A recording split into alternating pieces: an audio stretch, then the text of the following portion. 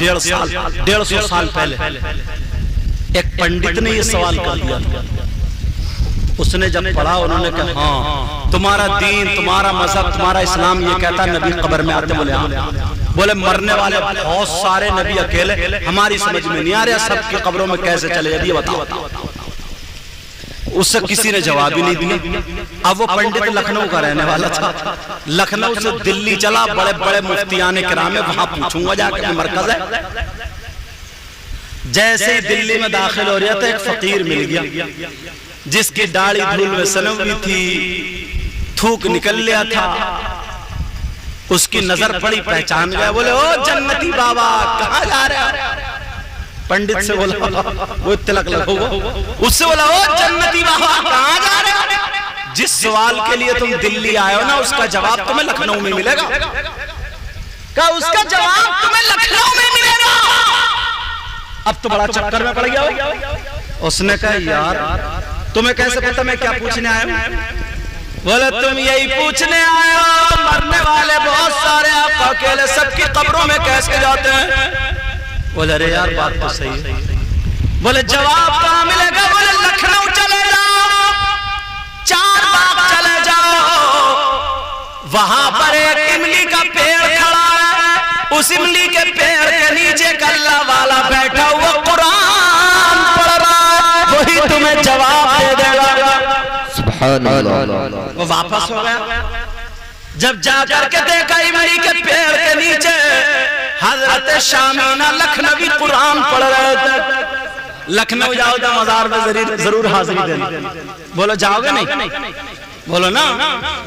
और मजार शरीफ पे जाना भी चाहिए, मगर मर्दों का जाना जायज है, औरतों का नहीं है जाना जायज। वो बात अलग है, सबसे ज्यादा कबड्डी औरतें खेल रही हैं। अब तुम में तो इतनी ताकत रही नहीं, तुम्हें तो टेंशन इतनी दे रही है, वो इतनी टेंशन दे रही है, सारी एनर्जी तुम्हारी टेंशन में निकाल दी उन्होंने। अब तुम कबड्डी कहां से खेलोगे? अब वो खेल रही है कबड्डी, क्योंकि पिसा पिसाया मसाला, पिसी पिसाई मिर्च। अब तो पहले औरतें रेते से, पत्थर से, कूट कूट के डंडों से, गाय मुंगरियों से कूट कूट के कपड़े धोती थी। और अब कहां वॉशिंग मशीन में कपड़े भरे, आधी थैली डालनी है तो पूरी 1.5 डाल रही है, 1.5 खून पी लिया तुम्हारा। अच्छा बोलो बात सच है कि नहीं? कारी साहब कह रहे हैं ठीक लग रहा, तजर्बा इन्हें भी हो गया। तवज्जो। और बटन दबाया घर, और गुड्डू पापा मेरी कमर में दर्द हो रहा है, छत पे कपड़े डालियो। अब डाला है हजरत अम्मा के कपड़े कभी नहीं डाले। अब जरा तवज्जो मेरी तरफ।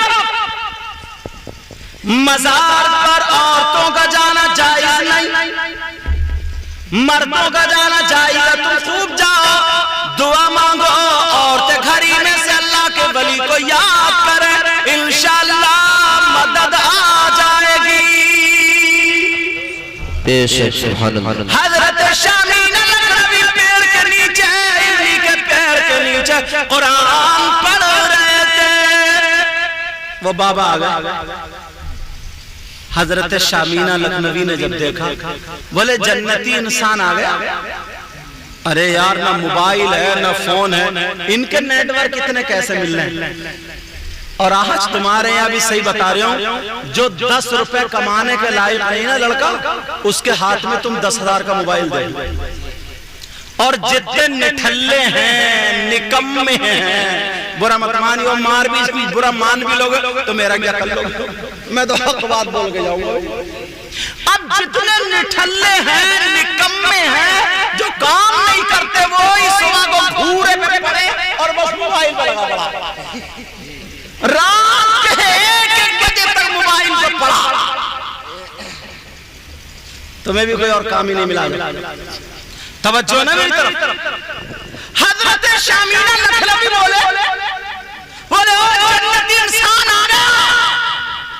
तो उसने कहा देखो साहब सुनो, तुम्हें मेरा ये तो दिख रहा होगा और तुम जन्नती कह रहे, मैं तुम्हारी मीठी मीठी, बेटा तवज्जो, मैं तुम्हारी मीठी मीठी बातों में आने वाला नहीं। क्या मीठी मीठी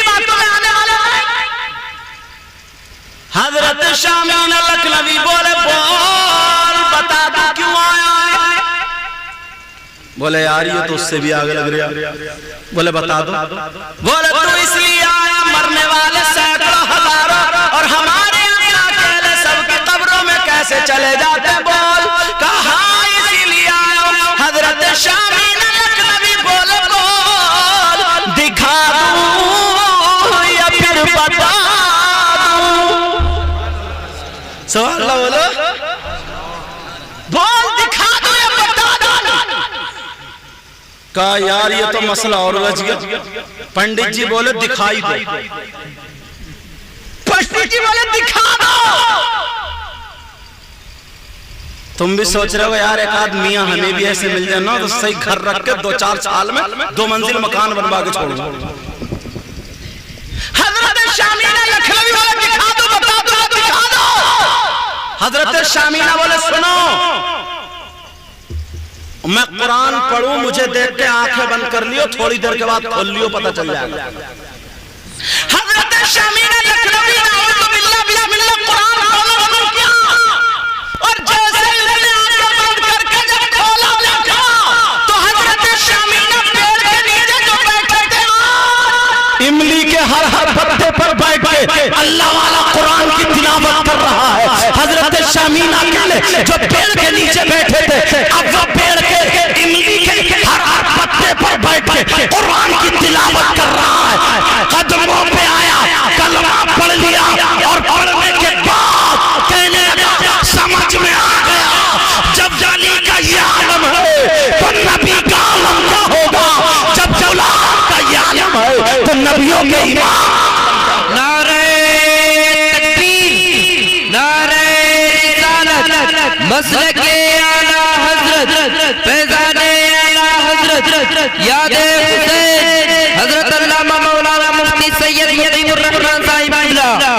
कहा जब वली गई आलम है तो नबी का आलम क्या होगा। पंडित जी और लोग बोले तुम तो इतनी जल्दी मानते नहीं थे इतनी जल्दी तुमने कलमा क्यों पढ़ लिया। तो शायर ने तर्जुमा अपने अशार में किया आसरा पढ़ दूं आसरा मेरे दिल का सुभान अल्लाह ला इलाहा इल्लल्लाह। सब लोग कलमा पढ़ो बोलो ला इलाहा इल्लल्लाह। ला इलाहा इल्लल्लाह आसरा मेरे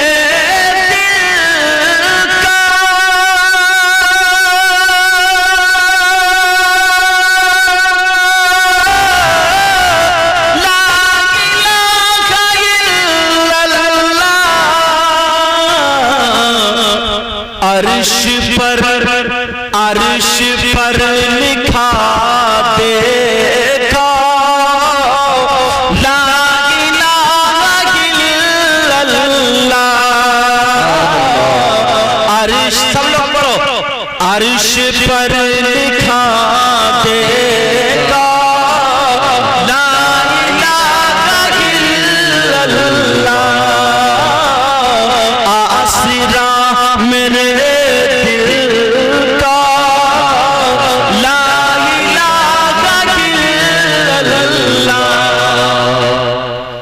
हजरत बिलाल उमैया के घर रहते थे गुलाम थे नौकर थे।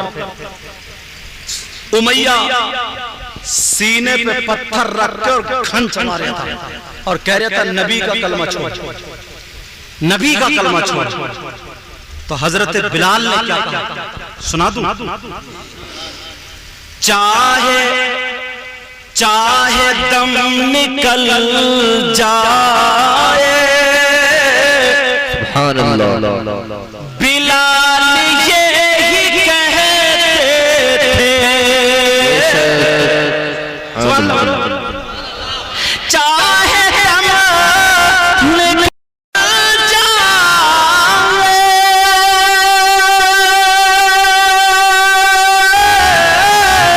बिलाल ये ही कहते थे। क्या मेरे मेरे मुंह से निकलेगा ला इलाहा इल्लल्लाह, मेरे मुंह से निकलेगा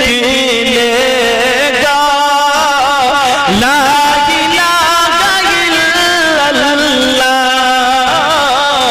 आसरा मेरे दिल का ला इलाहा इल्लल्लाह। अर्श पर लिखा देखा ला इलाहा इल्लल्लाह। सुभान अल्लाह। और जब मीजान लगा होगा ना, तुम जो ये पढ़ रहे हो ना ला इलाहा इल्लल्लाह, इसका वजन देखिए। मीजान उस तराजू को बोलते हैं, हश्र के मैदान में इंसान की नेकियां और बदियां तोली जाएंगी, इसके कितने गुनाह कितने वो सबको तोला जाएगा। उस तोलने वाली तराजू का नाम क्या बोलो? मीजान। समझे? तो जब भी अब ला इलाहा इल्लल्लाह कहोगे इंशाल्लाह, इस सुनोगे तो जब भी तोला जाएगा कायनात आलम में, कायनात आलम में जब भी तोला जाएगा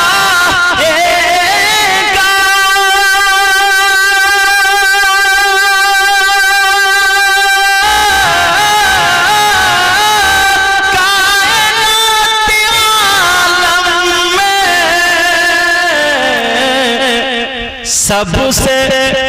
सबसे भारी निकलेगा ला इलाहा इल्लल्लाह।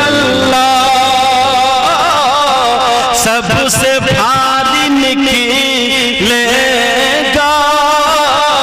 ला इलाहा इल्लल्लाह। आसरा मेरे दिल का ला इलाहा इल्लल्लाह। सुभान अल्लाह। ये काम बहुत अच्छा किया है कि दो निस्बतें हो गई है। एक तो 11 मुहर्रम, हालांकि कारी साहब ने बताया कि 10, 12, 15 दिन पहले चहल्लुम की फातह हो गई थी, वक्त हो गया था, मगर चाहा कि इस वक्त पे रख लें। मेरी तारीख का भी मामला था, तारीख में भी मिली थी, मगर इधर इमाम हुसैन पाक का सदका अगर उस बच्चे मोहम्मद अरमान को मिल जाए तो खुदा की कसम बेड़ा पार हो जाएगा। असल मकसद तो यही है। तुम लोग भी आज के बाद मैं तुमसे कह के जाऊंगा, तुमसे मैं बहुत फ्री होकर के बोला हूं, ऐसा नहीं लगा जैसे कि मैं पहली मर्तबा तुम्हारे यहाँ आया हूं। अच्छा तुम्हें लगा कि ऐसा इतना फ्री होकर के, मगर मैं नौजवान तुमसे कह करके जाऊंगा, अब बुजुर्गों को अपने हाल पे छोड़ दो। अल्लाह ने उनसे जो काम लिया अच्छा लिया, मगर आज के बाद ना तुम इतने अच्छे हो जाओ, इतने प्यारे हो जाओ, तुम्हें देख करके लोग कहें वाह, जब मुसलमान इतना अच्छा है तो इनका इस्लाम कितना अच्छा है। बेशक सुभान अल्लाह। आपस में लड़ना मत, एक दूसरे की गीबत नहीं, चुगली नहीं। ऐसे जैसे सगे भाइयों नौजवान अगर जमा हो गए ना और इकट्ठे हो गए, अच्छी बात पे एक दूसरे की बर्दाश्त, किसी की तबीयत खराब हो तो मिलने जाया करो। कुछ लड़के ऐसे हैं जिनके काम काज अगर नहीं चल रहे ना तो जो बाहर काम करें उनको बुला लो काम के लिए, उन्हें काम पे लगवाओ, समझे, ताकि अच्छा काम करें।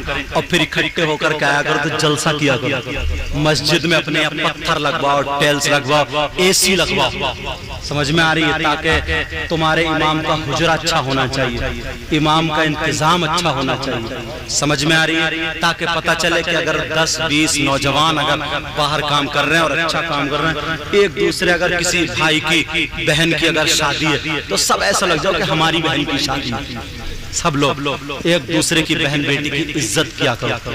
ऐसा नहीं है कि शादी में मेलों ठेलों में उल्टे सीधे बाल काढ़े या उल्टे सीधे कपड़े पहने तेरी मेरी बहन बेटियों को तक रहे हैं इधर की। नहीं यार, ये अब हमारा वक्त नहीं रहा, हमारा जमाना नहीं रहा। जल्दी सोया करो, सुबह उठा करो सुबह, और 1 किलोमीटर 2 किलोमीटर 4 किलोमीटर दौड़ा करो, भागा करो, आके नहाया करो, नमाज पिया करो और दूध पियो।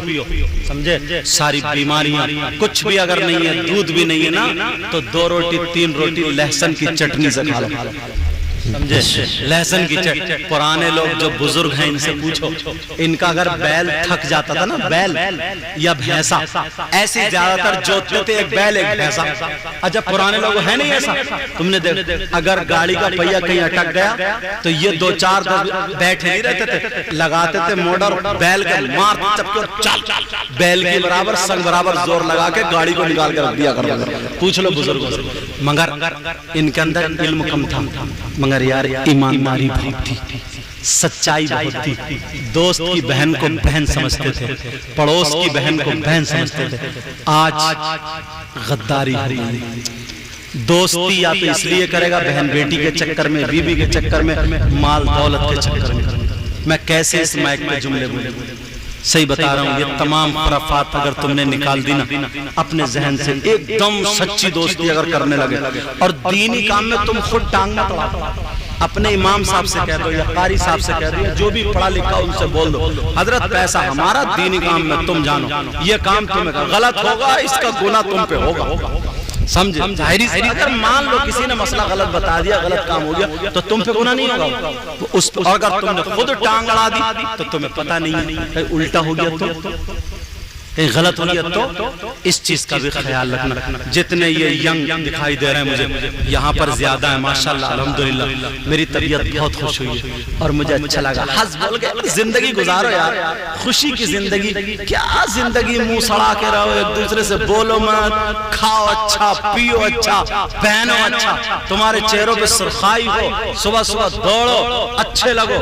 वो भी क्या इंसान है? कोई शराब पी रहा है, कोई नशे में है, कोई कैप्सूल खा रहा, कोई यूं, वो भंग होती क्या होता है, सारी चीजें वो खाने में लगे। ये कोई जिंदगी है यार?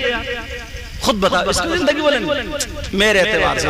हालांकि अल्लाह ने जो लिख दिया, वलन युअख्खिरुल्लाहु नफ्सन इज़ा जाअ अजलुहा के तहत एक लम्हा न इधर न इधर हो सकती, मगर शान की जिंदगी जियो।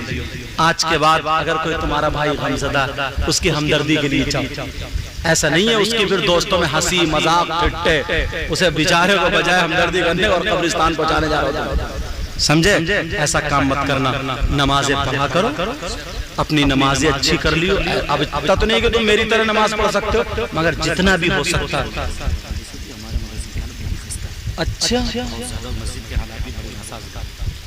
हाँ, देखिए अब इन्होंने जो कहा कारी इरफान साहब ने, कारी इरफानी थे ना, देखो, हाँ कारी इरफान, और हमारे कारी ज़ैनुल ने भी कहा था। इन्होंने अपने घर के लिए तो कहा नहीं, अल्लाह के घर के लिए कहा, और तुम्हारे लिए कहा मम बना मस्जिदन लिल्लाहि ताला बनल्लाहु लहू बैतन फिल जन्नह। जो मस्जिद बनाता है अल्लाह ताला उसका जन्नत में मकान बनाता है। ये हदीस शरीफ। मदरसे के हालात भी बता रहे हैं खस्ता। हम अपना घर एक आदमी अकेला अच्छा बना लेता है, और पूरा गांव मिल करके अल्लाह का घर, रसूलुल्लाह का घर, माशाअल्लाह, अल्लाह का घर और रसूलुल्लाह का घर नहीं बना पाता। आज मैं तुम्हें देखना चाहता हूँ यार, बरस पड़ो यार, आज देख लो ये। अच्छा, हाँ माशाअल्लाह, ये कारी मोहम्मद इरफान साहब 1200